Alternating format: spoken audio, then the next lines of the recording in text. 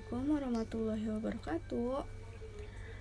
Halo, di sini kami kelompok 9 dengan beranggotakan Almah Yuliana, Rifani Adelina, dan Santi Suryanti dari Pendidikan IPA 2. Nah, di sini kami akan membahas mengenai Kingdom Plantae, yang mana topik ini merupakan lanjutan dari topik minggu lalu. Sebelum masuk ke pokok pembahasannya, saya akan memaparkan tujuannya terlebih dahulu nih. Nah, yang pertama yaitu mengetahui pengertian dari tumbuhan Angiospermae dan Gymnospermae. Yang kedua, mengetahui ciri-ciri dari tumbuhan Angiospermae dan Gymnospermae. Yang ketiga, mengetahui cara reproduksi tumbuhan Angiospermae dan Gymnospermae. Keempat, mengetahui siklus hidup tumbuhan Angiospermae dan Gymnospermae. Yang kelima, mengetahui klasifikasi tumbuhan Angiospermae dan mengetahui klasifikasi tumbuhan Gymnospermae. Dan yang terakhir yaitu mengetahui pemanfaatan tumbuhan Angiospermae dan Gymnospermae dalam kehidupan sehari-hari. Nah, sekarang masuk ke topik pembahasannya. Yang pertama yaitu pengertian. Yang pertama, pengertian Angiospermae. Angiospermae berasal dari dua kata, yaitu angios yang mempunyai arti tertutup, sedangkan sperma yang mempunyai arti biji, yang artinya tumbuhan ini merupakan tumbuhan berbiji tertutup. Nah, Angiospermae ini merupakan golongan tumbuhan yang dapat menghasilkan biji, serta dilindungi dengan karpel atau daun buahnya melakukan pembuahan secara ganda. Nah, Angiospermae ini memiliki alat perkawinan yang berupa bunga. Nah, bunganya itu disebut Anthophyta. Angiospermae ini juga mempunyai nama lain nih, yaitu Magnoliophyta. Kemudian, yaitu pengertian dari Gymnospermae. Gymnospermae berasal dari kata gymnos yang artinya telanjang dan sperma yang artinya biji, sehingga Gymnospermae itu merupakan tumbuhan yang berbiji terbuka. Nah, Gymnospermae ini merupakan salah satu tumbuhan yang serbuk sarinya jatuh langsung pada bakal bijinya. Nah, di mana bijinya yang belum terbuahi itu tidak akan sama seperti pada putik tumbuhan bunga. Seperti itu. Kemudian, ciri-ciri dari Angiospermae dan Gymnospermae. Yang pertama, Angiospermae itu mempunyai akar tunggang dan serabut. Nah, contohnya apa nih tumbuhan Angiospermae yang berakar tunggang? Yaitu pohon mangga. Nah, sedangkan tumbuhan yang berakar serabut itu anggrek. Nah, kedua, Angiospermae itu merupakan tumbuhan berbiji yang mengalami pembuahan ganda.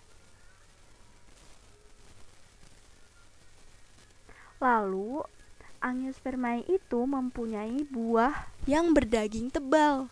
Kemudian, Angiospermae juga memiliki struktur tubuh yang lengkap, yaitu terdiri dari akar, batang, daun, dan juga bunga. Lalu, bentuk tulang daunnya itu bervariasi.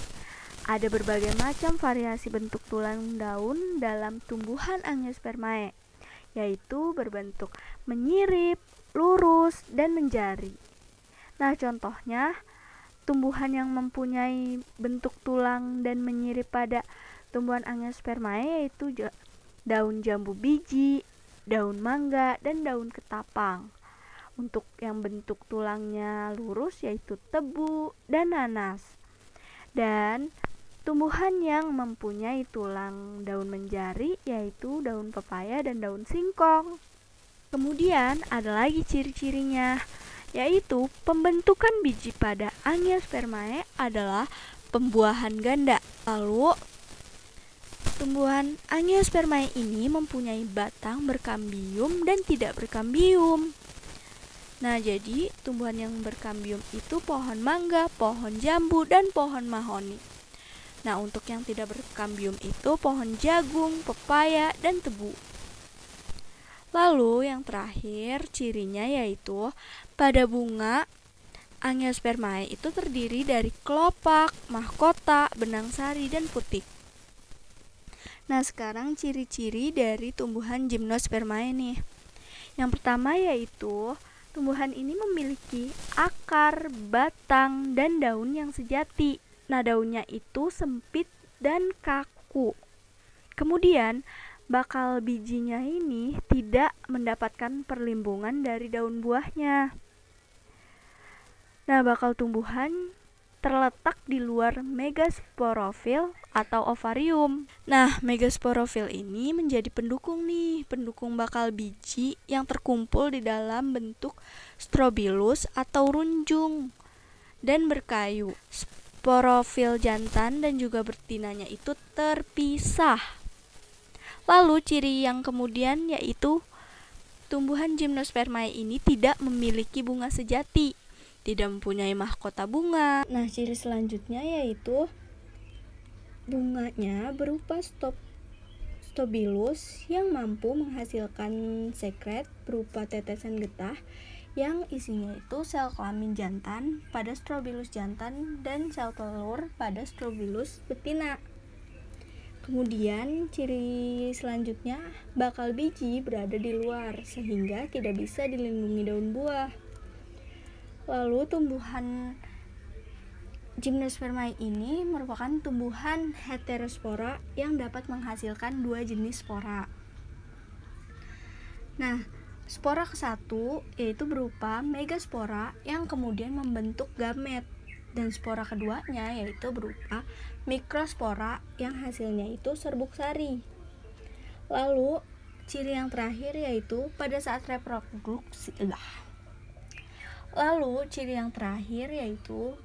reproduksi terjadi pembuahan tunggal pada tumbuhan Gymnospermae.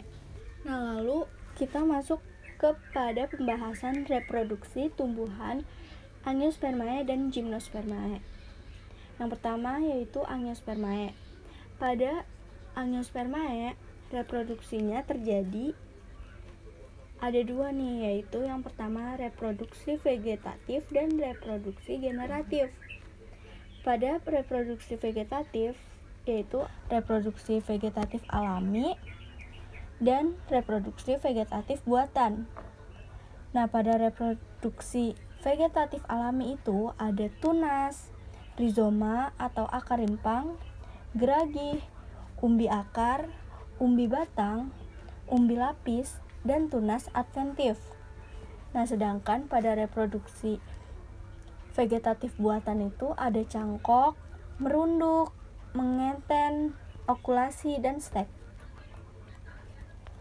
Lalu selain reproduksi vegetatif yang sudah disebutkan tadi, ada juga reproduksi generatif pada tumbuhan Angiospermae yang terbagi menjadi dua juga. Yang pertama yaitu penyerbukan berasal dari serbuk sari, yaitu yang pertama autogami atau secara sendiri, kedua geitonogami dengan tetangga, ketiga alogami dengan silang, dan keempat hibridasi atau bastar.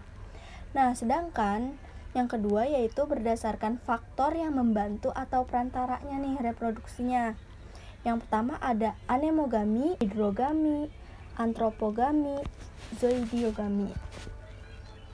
Nah, lanjut sekarang reproduksi pada tumbuhan Gymnospermae. Pada reproduksi tumbuhan Gymnospermae itu menghasilkan heterospora, yaitu berupa megaspora dan mikrospora. Nah, pada megaspora itu terdapat kantong serbuk sari dan juga struktur liang biji yang itu menggantikan fungsi dari bunga sebagai organ reproduksi betinanya. Nah, setelah serbuk sari itu dilepaskan, nah jadi itu butir serbuk sarinya itu akan menjadi sperma. Pada saat penyerbukan, serbuk sari itu akan melekat nih pada bakal biji. Nah, setelah itu spermanya akan bergerak menuju sel telur melalui buluh serbuk sari.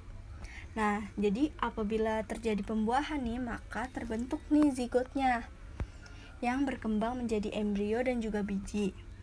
Nah, apabila bijinya jatuh di tempat yang sesuai, maka bijinya akan tumbuh, bakal berkembang menjadi tumbuhan baru. Nah, penyerbukan pada gimnospermae itu dibantu oleh adanya perantara angin, yaitu anemokori. Nah, lalu topik selanjutnya yaitu siklus hidup tumbuhan angiospermae dan gimnospermae. Nah, pada angiospermae itu terdapat 5 siklus. Yang pertama, penyerbukan. Yang kedua, pembelahan. Yang ketiga, perjalanan menuju kantong embrio. Yang keempat, proses pembuahan. Yang kelima, perkembangan zigot. Nah, sedangkan pada gimnospermae itu ada 2 fase, yaitu yang pertama fase sporofit dan yang kedua fase gametofit. Nah, di sini ada gambar dari siklus angiospermae dan gimnospermae. Nah, kemudian ada lagi topik selanjutnya yaitu klasifikasi tumbuhan angiospermae dan gimnospermae. Nah, klasifikasi pada tumbuhan angiospermae itu terdapat tumbuhan monokotil dan dikotil. Lalu, pada tumbuhan gimnospermae itu dibagi menjadi 4 kelas. Ada kelas Cisadinae, kelas Gingoinae, kelas Caniferae, dan kelas Genitinae. Nah, sekarang yaitu topik terakhir kita yaitu pemanfaatan tumbuhan angiospermae dan gimnospermae dalam kehidupan sehari-hari. Nah, dalam kehidupan sehari-hari, tumbuhan angiospermae itu berfungsi sebagai sumber makanan yang mengandung karbohidrat seperti padi, sumber protein yaitu dari kacang hijau, sumber lemak dari kelapa, sumber vitamin dan mineral dari tumbuhan tomat, dan sebagai bahan pakaian itu dari kapas, dan sebagai bahan pemberi rasa nikmat pada makanan dan minuman seperti kopi, dan sebagai bahan bangunan yaitu pohon jati. Nah, sedangkan pada tumbuhan gimnospermae itu berfungsi sebagai bahan baku kertas, yaitu contohnya dari beberapa jenis pohon cemara. Kemudian juga bisa menjadi bahan makanan atau minuman yaitu melinjo. Lalu bisa juga nih sebagai bahan obat-obatan yaitu ginkgo biloba dan Abies balsamea. Kemudian bisa juga menjadi bahan bangunan, bahan baku ukiran dan penghasil getah. Nah, sekian presentasi dari kami. Terima kasih.